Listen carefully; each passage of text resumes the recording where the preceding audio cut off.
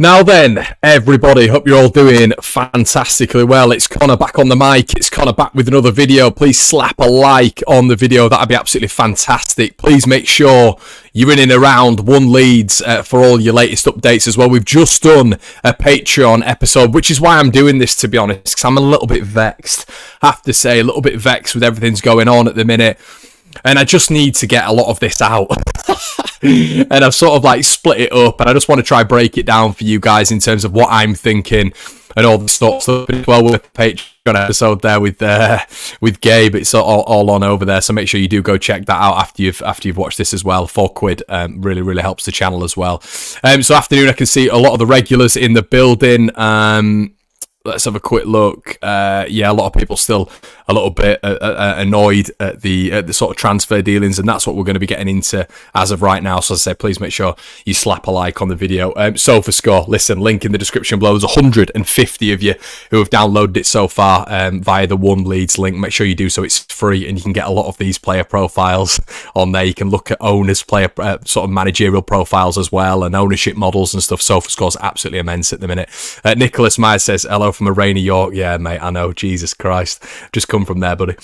So, let's get into it. So, I'm seeing at the minute, okay, and this is what I need to get out there. I'm seeing a lot of Leeds fans literally having full-scale sort of existential meltdowns when it comes to Leeds United at the minute, and Leeds sort of having this problem with other clubs signing players, and I get it. I completely understand. In the link description below, Mike should be in there, mate. And I understand it. We're seeing many bodies at the minute go to different clubs. We're seeing Ipswich sign one of the best strikers outside of the Championship.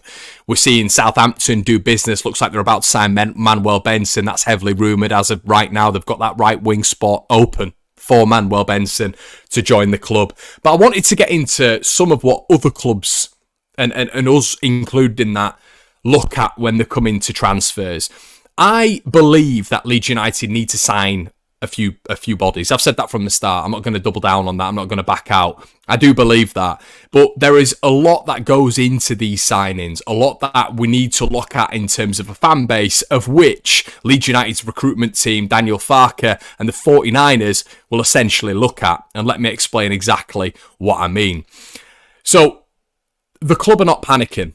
They will not be panicking right now, and the reason they won't be panicking right now is because we've got until Thursday to for the end of the window, so they'll be looking at opportunistic signings. We've done that, seems like, throughout our entire period. We weren't a terribly run club under Andrea Radrizzani. We weren't. We had some of our best times under Andrea Radrizzani, where Victor Orta, with all credit to him, did pick out some very decent signings in there who we still have today. But listen, in January, it's always very, very difficult. We know that. The club won't be panicking right now. I think what they're trying to do, and this is what I'm sort of looking at, is they're trying to manage the risks. They're trying to look at the risks right now with every single player. Fabio Carvalho, Ryan Giles, Manuel Benson, all these players who we've been speaking about, and they're looking at the risks. Now, what are the risks when it comes to Leeds United? So who are the big names that we're looking at right now? Ben Godfrey, Manuel Benson. So players on massive contracts are going to be a huge problem. Because if they're to get to the Premier League, if we're to get to the Premier League, we need to be looking at these players and thinking, is it worthwhile? Are they worth the money? And are they going to avoid injury? And are they ultimately going to be a long-term success for the club in the Premier League? Now, this is why I think at the start there was a lot of rumblings about Kiefer Moore. As an example, you'd look at someone like Kiefer Moore, think he's 31 years of age. He's not really done it for a long period of time in the Premier League, so is there any point in signing him? I'd have liked Kiefer Moore at the start of the window when things were very, very different, and maybe we could have worked out a short-term loan for Kiefer Moore if he was available. It later became apparent that that was never going to be the case. Bamford started performing a little bit better. Things work out in mysterious ways sometimes. So the risk. Players on massive contracts, right? Ben Godfrey is on a massive contract. Ben Godfrey, in a 5-year deal, will earn 20 million quid at Everton. He's on £77,000 a week. That's the risk. Are Leeds going to break that right now? Are Leeds going to go and get him on a signing? No. He's got 2 years left. Will there be an obligation at the end of it when it comes to Leeds United from a strategic point of view? Getting Ben Godfrey on a loan and then getting him on a permanent signing? Maybe. But I highly doubt that. Now, let's look at the obvious parts of Ben Godfrey and where there might be a few issues. Godfrey's earning £4 million a year. Let me say that again. £4 million a year. Okay, so a loan, there's going to have to be a big portion of a loan fee there. Everton might even want Leeds United to take some of the wage structure off that loan deal. Presumably they will, with what's going on at Everton right now and them trying to balance the books. There needs to be a massive benefit in there for Everton, as we know. And another thing, Ben Godfrey, in 2 years, has missed 150 days of football. 150 days of training, 150 days of whatever. We've heard today several times that Ben Godfrey, Everton are not even willing to negotiate with Leeds United. Presumably, that is because Leeds are not able to offer a package which gets Ben Godfrey down to the Championship. That makes complete sense from a business perspective. Why would Everton deal with Leeds United when we can't offer really any collateral capital when it comes to a long-term deal? We can't even offer really anything when it comes to a short-term deal, to an obligation, to a Premier League move either. That's only gonna. We're sort of, if we're to say to Everton hypothetically, oh well, when we get in the Premier League, we'll take him off your hands. Leeds are not in a strong position to do that right now. We're not in the top 2. So we can't really offer a strong position to do that. So Ben Godfrey to Leeds United, listen, if they get it done, unbelievable. Do I think risk-wise, Everton would do that? Risk-wise, would Leeds United do that in this window? No.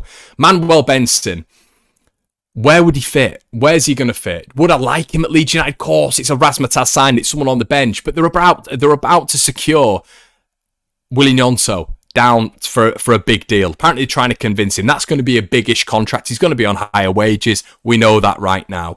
Manuel Benson, then where does he fit into Leeds United? He wants that right wing slot. I've mentioned plenty of times on here before. He is an Iron Robben type. An Iron Robben type who's going to be on that right-hand side cutting in. Why would Leeds go and do that? Why would Leeds go and do that? I'm seeing, listen, and I've said multiple times on here, I'd love to have attacking bodies. I'd love 100% to have a Manuel Benson in there. But I'm coming on here to talk about the financial management when it comes to a business that Leeds United are right now. Why would we go out and get Manuel Benson? I'm seeing so many fans. I'm getting text messages from mates. There seems to be a crisis when it comes to Manuel Benson going to Southampton. Why? You sign Willy Gnonto on a contract. Listen, I've said on a stream before, that's okay for me. That's not bad. I don't mind that whatsoever. I've always rated Willy Gnonto as a player. I think he's a Premier League option. Seen someone online saying if we sell Willy Gnonto for 25 million, then we go get 3-4 different players. What world are we living in there? What world do we live in? That would never happen. I just don't see that ever happening. And Willy Gnonto will come good at Leeds United, in my opinion. I do think that will happen. And listen, I've not seen anything negative from Willy Gnonto. He's always, willing to join in with celebrations. He's always getting involved in this, that, and the other. When it comes to Leeds United, he's punching there and we're scoring goals. I don't mind Willy Gnonto being at the club right now. His head seems to have been turned.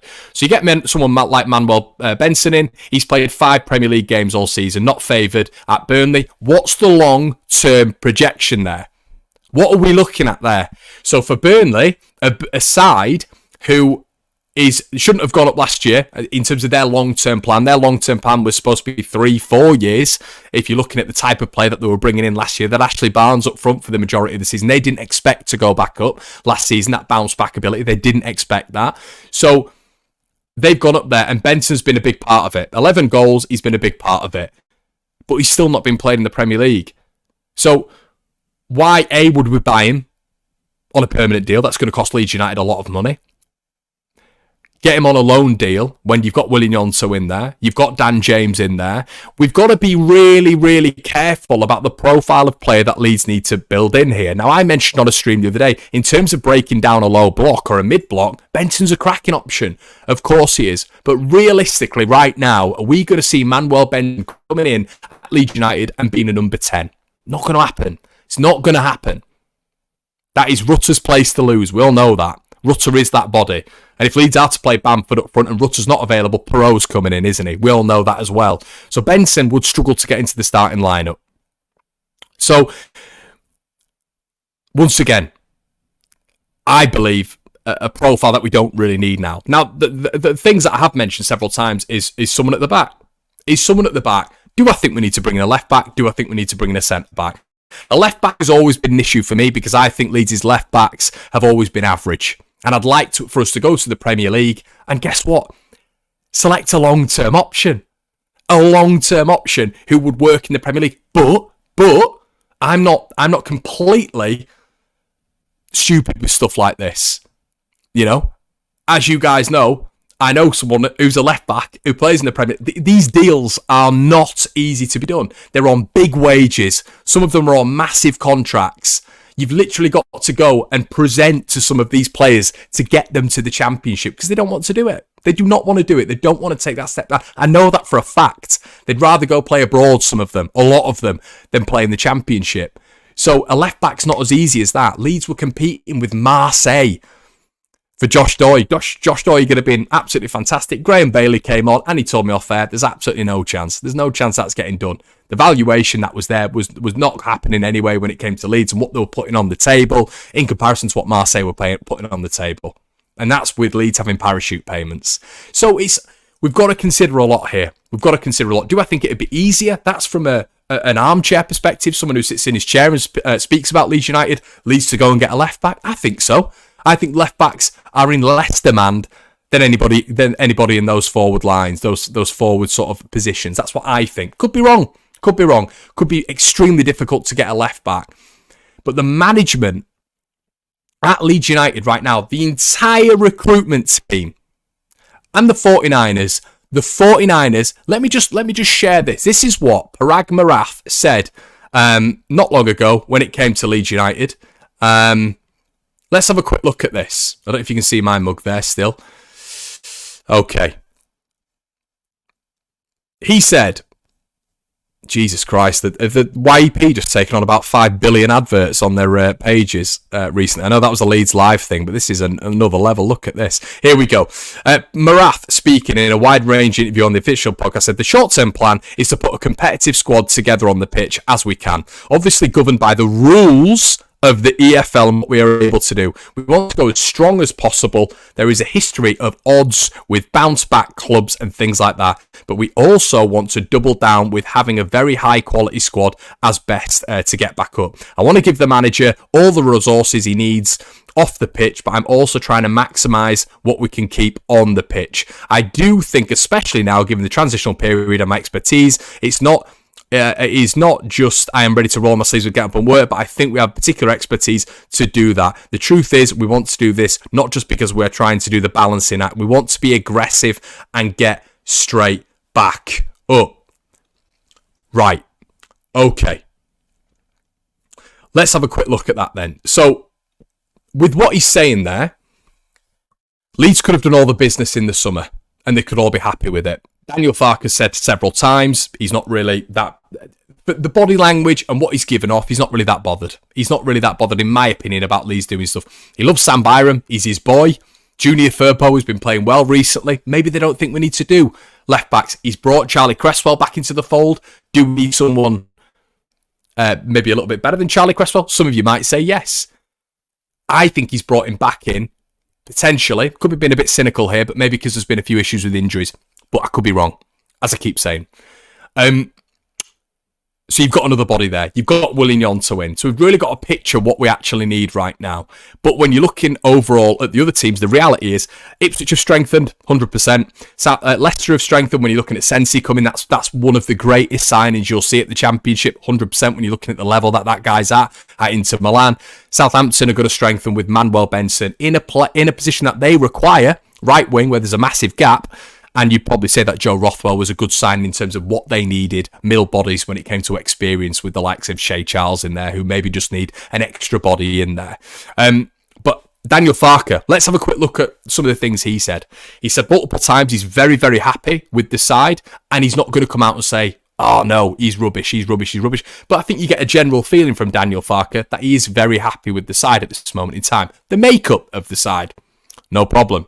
As I've mentioned about the left-siders, Cresswell and Nonso are now options. Now, for me, the 49ers overall, 100% will have said to the recruitment team, will have said to Daniel Farke, we are happy, more than happy, to go out and get your signings. More than happy. But I think this is a collaboration between Daniel Farke and the recruitment side when it comes to Steinson, when it comes to Hammond and all this sort of stuff in terms of what they need. Because they've got to weigh up the risks, contracts, player availability. And that comes into injuries, dependability, reliability, wages, all this sort of stuff that teams have to take into consideration to balance the books. FFP plays a big part as well. Now, overall, do I think we need to bring bodies in? I do. But this all comes back, in my opinion, to Daniel Farke. With what he's been saying, I think the 49ers will 100% put out for signings. But if Daniel Farke believes all the business that has been done in the summer is good enough, you know, and Kamara, Ampadu, all this sort of stuff, all of that is good enough, is enough depth required for what we need to get promoted. Bear in mind, everybody, I think a lot of people forget this. There's 3 teams that get promoted. So Leeds are within this playoff sphere. If we're good enough out of that playoff sphere to get promoted, if Daniel Farke believes that going into February, that's fine.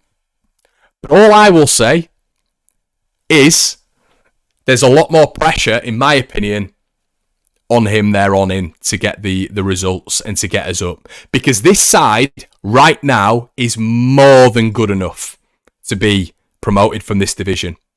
Are we the top 3 sides in the division? 100%. Premier League quality. Players that will get picked off if we don't go up. So full circle, all of what we've spoken about comes back down to a really simple method, and it's getting back up. That bounce back ability with what Parag's spoken about. The aggressive additions happen in the summer. We did really, really well in the summer. Did we miss out on a few, in my opinion? Yes. Would I have invested in something in this January? And we still might, of course. We have to say that. But overall, if the recruitment side and Daniel Farke, team and Daniel Farke believe that this is okay, they're the professionals. They're the ones in charge. We can't really argue with that. We can have our opinions. Football's subjective. Anybody can have their opinion. But at the end of the day, these are the people who are paid the big bucks. Daniel Farke is paid a lot of money for what he does. The 49ers are ruthless American businessmen.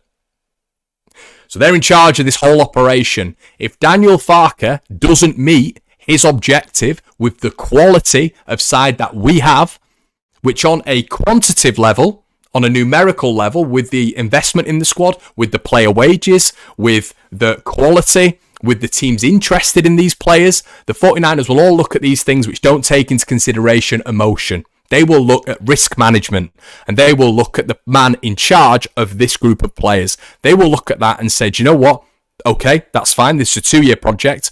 Or they'll look at that and say, we're going to make a change. We're not having that. We should have been up last season, and now we've lost X, Y, and Z. Because we're in the second year of parachute payments. Teams have now come down. Naturally, your second season in the championship is going to be harder. So, the overall picture that I'm painting here is, if we come out on February the 1st and we've not signed anybody, I'm not going to come on here and be really upset. I'm not going to come on here and say, oh no, God, we're not going to go up. We're not going to go up, all this sort of stuff. Because the club, as a structure, with the new regime, who've started from... You know, we're then judging them and we're saying, right, okay. But I fully believe that the 49ers have gone to Farke and said, look, we have the money. We have the money. The recruitment team have probably analysed a certain amount of players for Daniel Farke, presumably, and he said yay or nay. So that's how I believe it's going to go. That's how I believe it will go. And listen, if they don't get any players in, you've just got to trust in what's going on. You've got to trust in what's going on. And then at the end, if people are saying wait till Feb 1st, I'm not waiting till Feb 1st. I'm now waiting for the end of the season, and then we can judge Daniel Farke.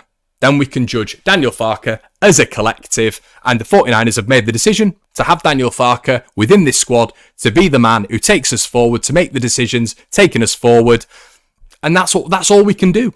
We have to judge Farke at the end of the season. That's what I'll be doing. That is what I'll be doing.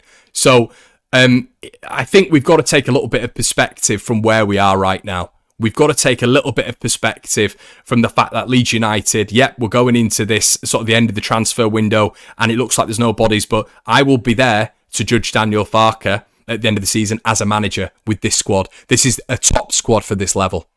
And I'm not just putting it all on him. I'm not. But he's the manager. He's the guy in charge of everything. The 49ers will, in my opinion, will have put up collateral for this window. And if he feels, like he said in many press conferences, that this squad is more than good enough, that this squad is good enough, then okay. All right, boss. I'm listening to you. Listen, and I'm all in for it. But at the end of the day, we will all be judging it on what goes on at the end of the season. But are Leeds completely, are Leeds completely well within their rights to go for these players? Of course they are. We're a big club in this division, a massive club in this division. But that team, no judgment. No real judgment when it comes down to it. That team, Somerville, Rutter, Nonso, Perot, Bamford, Kamara, Ampadu, Rodon, Strauch. That team is more than good enough to get promoted from this division, even without any additions. So that's what we're looking at right now. We're looking at that situation where that team is more than good enough without any additions right now to get promoted. I've said that I think we will make the playoffs. If we don't get additions, I still do believe that. However, when you look at it, when you take a step back and look at that team, it's more than good enough. More than good enough to go up. So that's where Farke will be judged. So I'm okay with it. I'm waiting until the end of the season and then we'll see what happens. Afternoon, everyone. What's rattled Connor? Nothing's rattled me, mate. I'm just I think perspective is key with a lot of this. I think perspective is key, but I think a lot of it all comes back down to the players, of course, because the players have to perform, but it does come back to the manager for me. A lot of it does come back to the manager, and we'll see. We'll see where we're at. If he's happy with the squad, and he's going to tell me in the next press conference, the pre-Bristol City press conference, that everything's fine, he's happy with the balance of the side, he thinks we can go forward and get promoted. I can't. Okay. Well, we've still got 4 months left of the division, of the campaign. Fair enough. And we'll see, won't we? We'll see.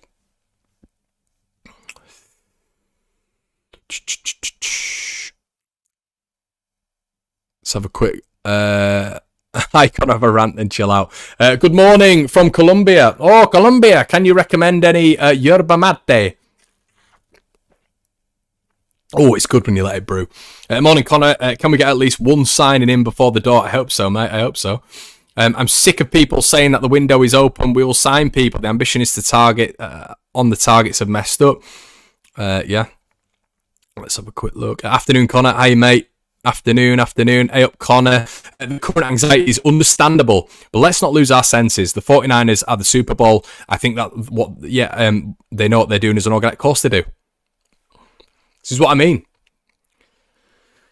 So this it's ruthless. This business that we all follow in football is ruthless, but we're not under a previous regime here.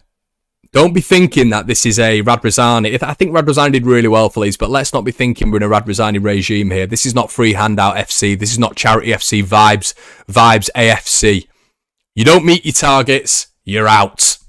That's how these 49ers, that's how the 49ers will work. That's how American businesses work.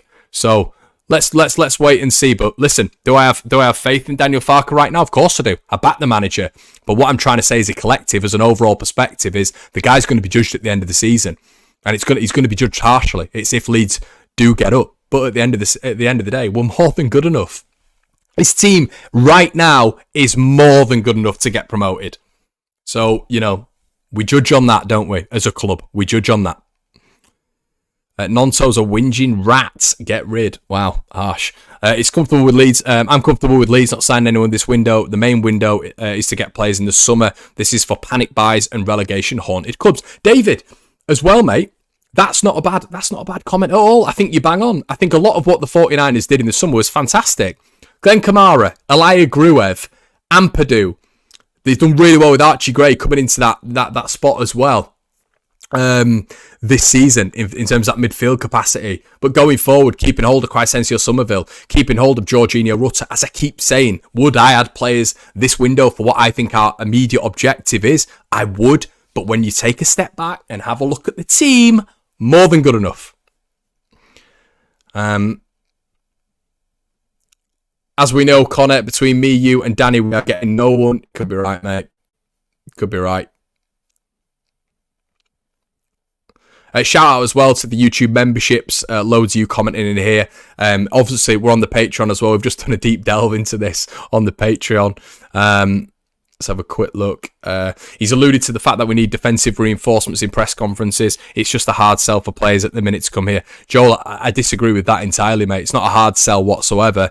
Defensively, someone may turn around and say we're a Joe Rodon away from being in a bit of an existential crisis here when it comes to a right-sided player. He doesn't like Cresswell, we know that, and I don't think he's going to put him in my opinion. If there's a right-sider out, it's probably going to be Ethan Ampadu again. But listen, Joe Rodon being out of this lineup, for me, it would be a big problem. Do you need to add to that to bolster the ranks to make sure that we are going to be a little bit more competitive if he was to leave? It's very much Ben White. Do you remember the season was dependent on Ben White being fit, even under Bielsa, in my opinion. Because Liam Cooper's already been sort of like all in his entire career has always been below average.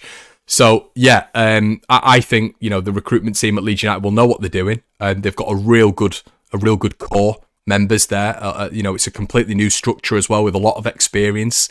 But I know he's alluded to us trying to get defensive reinforcements as well. But the whole point, everyone, to this is it's not the fact that Daniel Farke as well won't be going out and asking the board. Overall, this team right now, if you take a step back and look at it, should be more than good enough. More than good enough to get top three. And when I say top three, the three promoted sides. It's what it should be. Really. Hello, everyone. Hello. Loads of comments coming in.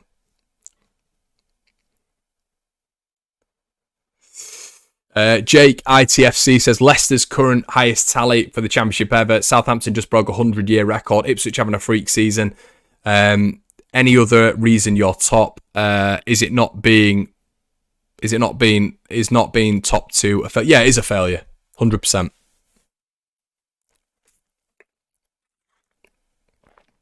Why can't we have a why can't we be getting a points tally, a high points tally, a ridiculous high points tally?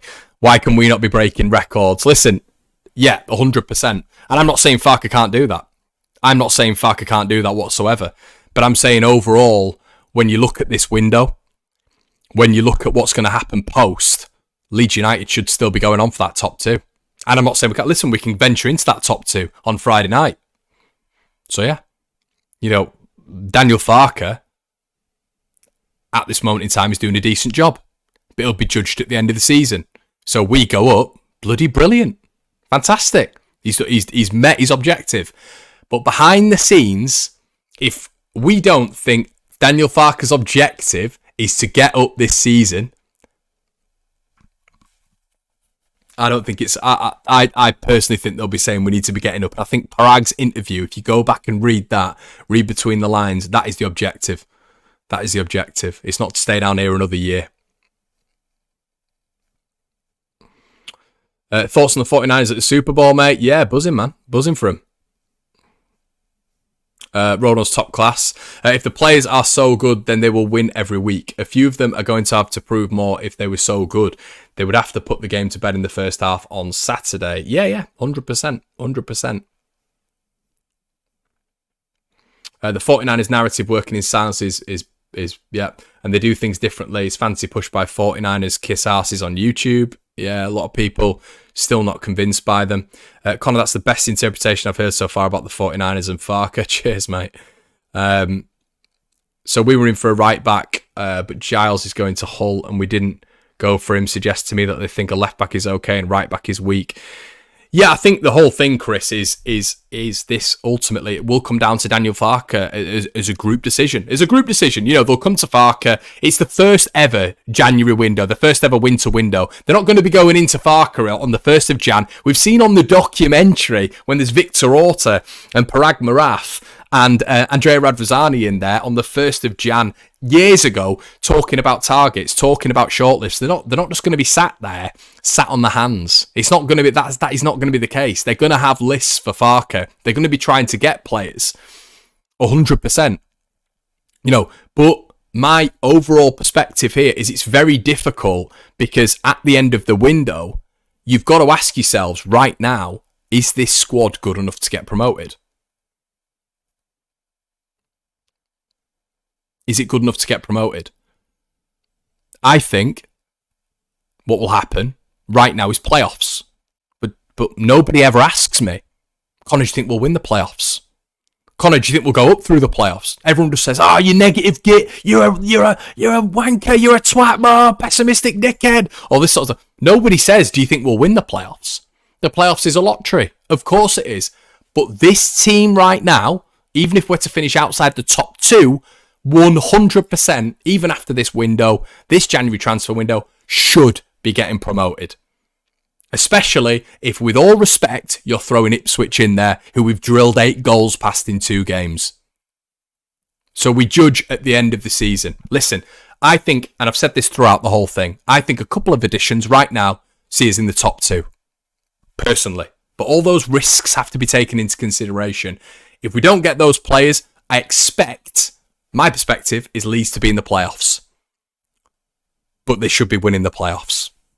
If we're looking potentially Southampton and Leicester to go up, potentially, and Ipswich are in there with Leeds over about a 70-minute spell collectively. If you how many minutes would it be? 90, 180. For about 140 minutes, we've dominated Ipswich. That's how we should be looking at it right now. Doesn't matter how many bodies they've brought in.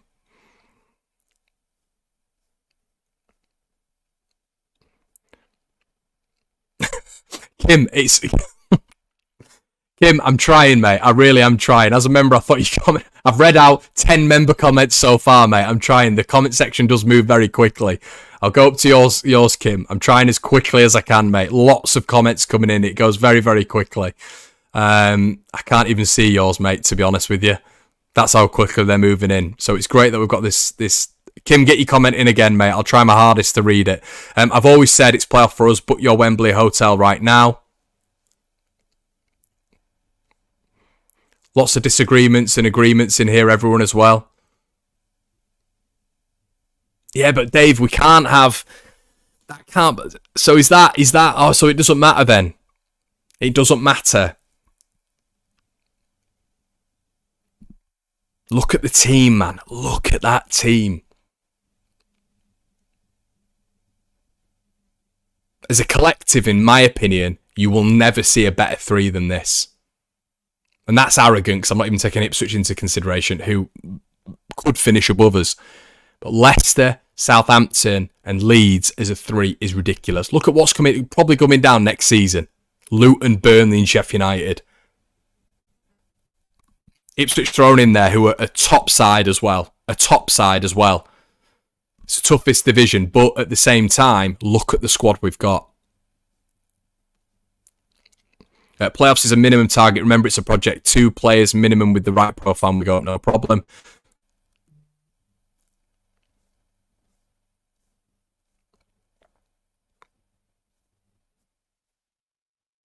But we'll see. Mark, look at the team compared to other championship sides. We can talk about Plymouth, but then we can talk about Ipswich, who we slaughtered 4-0 when they couldn't touch the ball. We can talk about Huddersfield for that first 45 minutes, where it could be some of the best football the championship's ever seen. We could look at Cardiff away, where naturally in this division, this season, and for various seasons, Cardiff's one of the toughest places to go. Cardiff didn't touch the ball for 90 minutes, dominated, right? So overall, what I'm saying is,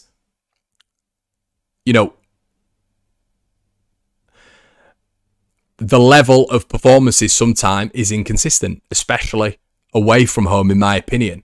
But a lot of that, has to be put down to the manager as well. We're talking about substitutes when some of the substitutes get 3 to 4 to 5 minutes at points.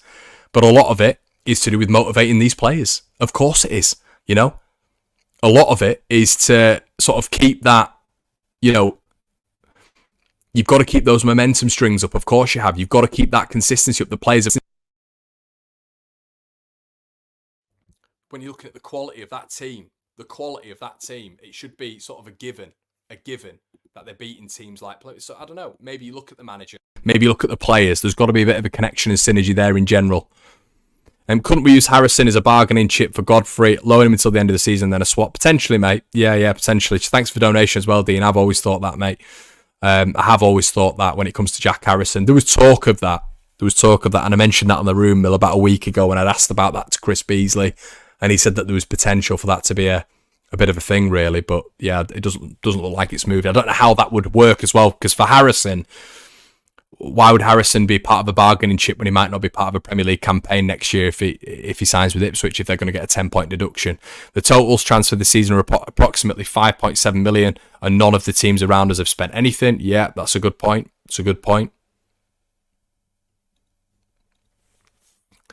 Yeah. 100% JBL. Ipswich fan here says, only way we have a chance against Leeds is if McKenna changes how we take you on, which would mean we're not playing to our strengths. We don't play mid blocks. I know, Jay, and that's why with the greatest respect, mate, we think you're a very good team. But Ipswich have addressed the weaknesses. They've not had a good run as of late. The problem is, you shouldn't be having poor runs and for the teams in and around you to not put the pressure on you with the calibre of teams that are around you. We should be too good to beat Ipswich with the squad that we've got, in my opinion. So, yeah. Guys, I'm going to leave it there. Let me know what you think in the comment section below. It's been a fiery one, but I love doing ones like this because we're getting a lot of opinions out there. Please get your comments in the section below. If you want a spicy one as well, head on over to the Patreon. We speak about this for about 30 minutes. An episode will be uploaded in the next 30 minutes. Thank you so much. As I say, you can just keep putting your comments in the section below. There's loads of conversations in there. If you want to head over to the Discord, WhatsApp chat, link description below. SofaScore. Free download. You can check out all the analysis and momentum on the games that we're watching week in, week out. Make sure you do that, everybody. Make sure you like, comment, and subscribe. See you in a bit.